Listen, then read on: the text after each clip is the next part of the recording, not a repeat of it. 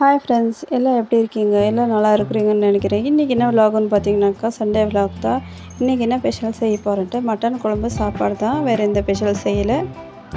இன்றைக்கி சண்டே இல்லையா, அதனால் லேட்டாக தான் எழுந்திரிச்சேன். எழுந்திரிச்சது 8 மணி. காலையில் ஃப்ரெஷ்ஷப் ஆகிட்டு வந்து பெட்டு தான் சரி பண்ணிகிட்டு இருந்தேன். காலையில் நான் ஏஞ்சிக்கும் போது 2 பேருமே என் கூடவே ஏஞ்சிருவானுங்க, தூங்க மாட்டானுங்க.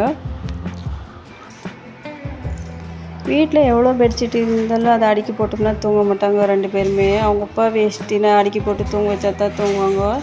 அப்படியே பழகிட்டாங்க 2 பேருமே. பெட்டை ரெடி பண்ணி அடுக்கி போட்டுட்டேன். அதுக்கப்புறம் சாப்பாடு வைக்கலான்ட்டு வந்தேன். இந்த அரிசி வந்து ஒரு 3 டைமாவது கழுவணும், அப்போ தான் சாப்பாடு நல்லாயிருக்கும். நாங்கள் அரிசி வந்துட்டு கடையில் வாங்க மாட்டோம், நெல்லாக வாங்கி அரைப்போம். அது எப்படின்னாக்கா, நெல் வாங்கி அதை வேக வச்சுட்டு வெயிலில் நல்லா 2 நாள் காய வைக்கணும். அதுக்கப்புறம் காய வச்சு மூட்டை, பெரிய பெரிய மூட்டை இருக்குல்ல, அதுமாரி மூட்டை பிடிச்சி போட்டோம்னாக்கா, எப்போ நம்ம வீட்டில் அரிசி தீர்ந்து போவோமோ அப்போ போய் அரைச்சிட்டு வரோம். எடுத்துகிட்டு போய் சாப்பாடு வச்சுட்டேன்.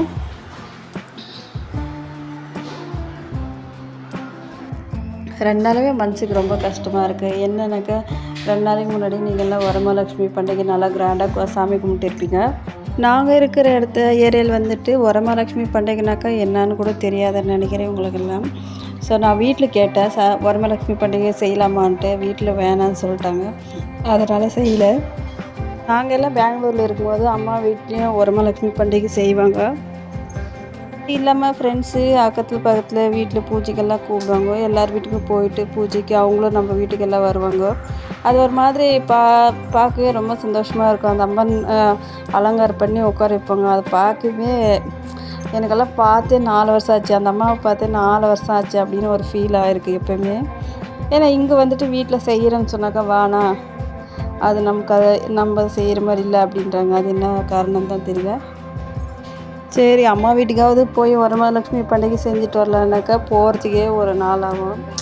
அதனாலே போக முடியறதில்லை எங்களால். ஏன்னா பசங்களை 2 பேரும் கூட்டிகிட்டு போகணும். 2 பேர் கூட்டிகிட்டு அப்புறம் லக்கேஜு போகிறதுக்கே ரொம்ப கஷ்டமாக இருக்குது. பக்கமாக இருந்துச்சுன்னா கூட போயிடுவோம், ஆனால் ரொம்ப லாங் இருக்குது.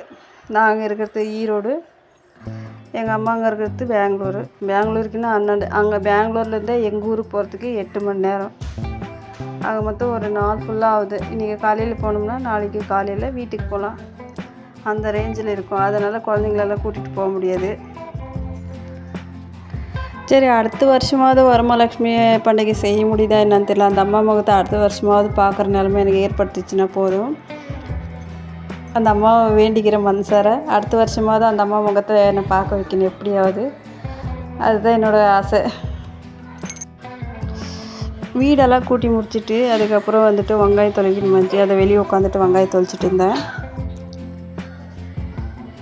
வெங்காயம் தொலைக்கும் போது எதுக்கு தான் அப்படி கண் எரியுமோ, கண்ணில் தண்ணி வருமோன்னு தெரியல. என்னால் முடியறதே இல்லை, ரொம்பவே கண் எரிச்சலாகும், கண்ணே திறக்க முடியறதில்ல.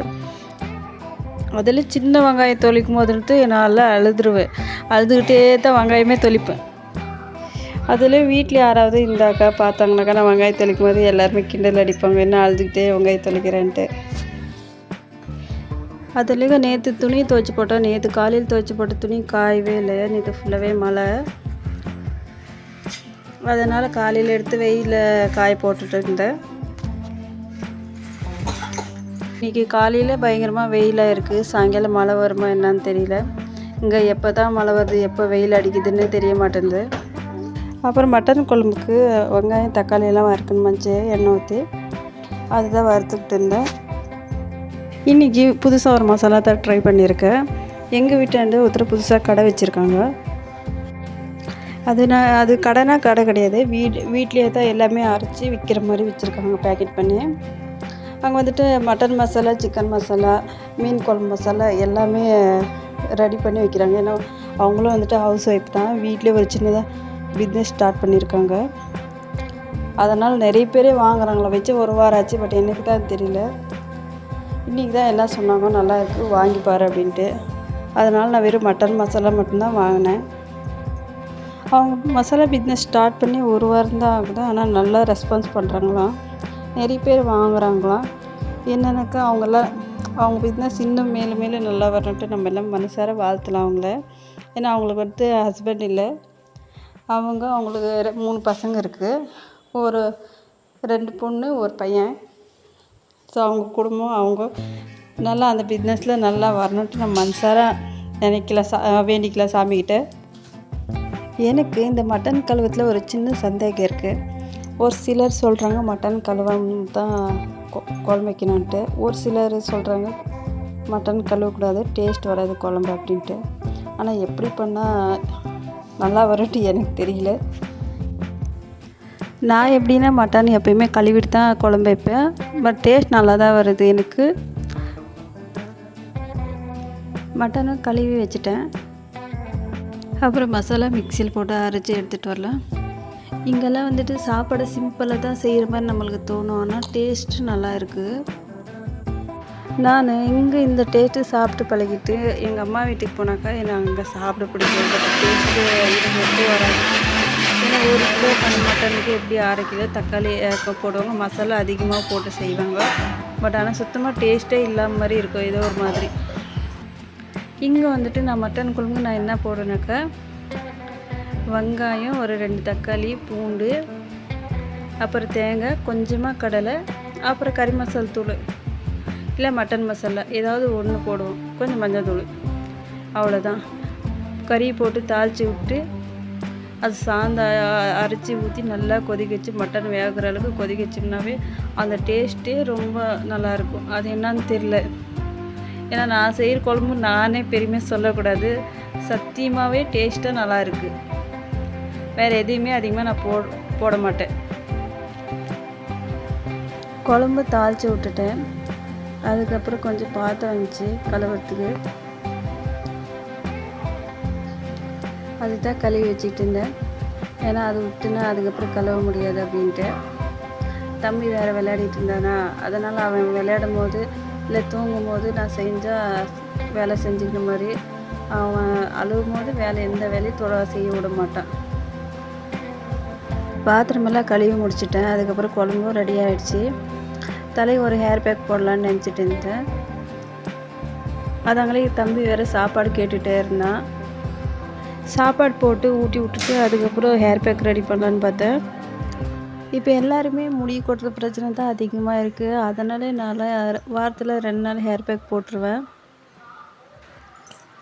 நான் இன்றைக்கி என்ன ஹேர் பேக் ரெடி பண்ணேனாக்கா, ஆலிவேரா ஜெல் தான். இது வெறும் இந்த ஜெல் 2 நிமிஷத்தில் கூட ரெடி பண்ணிடலாம், அவ்வளோ டைம் எடுக்காது. ஜெல் ஆறுனதுக்கப்புறம் தான் தலைக்கு தடவி ஒரு 1/2 மணி நேரம் விட்டு தலை குளிச்சுட்டு வந்தாக்க தலை கொஞ்சம் பார்க்க ஃப்ரெஷ்ஷாக இருக்கும். எனக்கு வந்துட்டு எப்படின்னா ஸ்கின்னும் அவ்வளோதான் ஆயில் ஸ்கின்னு, ஹேரும் அவ்வளோதான் ஆயில் ஹேர் தான்.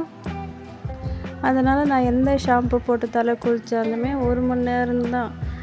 வெயிலுக்கு போயிட்டு வந்தோம்னாவே ஏதோ தலையில் ஆயில் தடவுற மாதிரியே தான் தோணும் எனக்கு. அந்த ஜெல் பார்த்திங்கன்னா எடுத்து தடவும் போதே ஒரு மாதிரி ஜெல் மாதிரி வருதுல, அது அப்படி பண்ணுறது எனக்கு ரொம்ப பிடிக்கும். அப்படி பண்ணி விளையாடுவேன் சில டைமு. எனக்கு இந்த சண்டே சூப்பராகவே போச்சு. உங்களுக்கெல்லாம் எப்படி போச்சுன்னு கமெண்ட்டில் வந்து சொல்லுங்கள். அப்படியே உங்கள் வீட்டிலலாம் என்ன ஸ்பெஷலுன்ட்டு சொல்லுங்கள். குளிச்சுட்டு வந்துட்டேன். ஏன்னா ரொம்ப நேரம் ஆயிடுச்சு, 2 மணி கிட்ட ஆயிடுச்சு. காலையில் சாப்பிட்றதுக்கு ஏதோ ஒரு மாதிரி போய் சாப்பிட்ணும். நீங்களும் போய் எல்லோரும் சாப்பிடுங்க. ஓகே பாய், அடுத்த வீடியோவில் பார்க்கலாம்.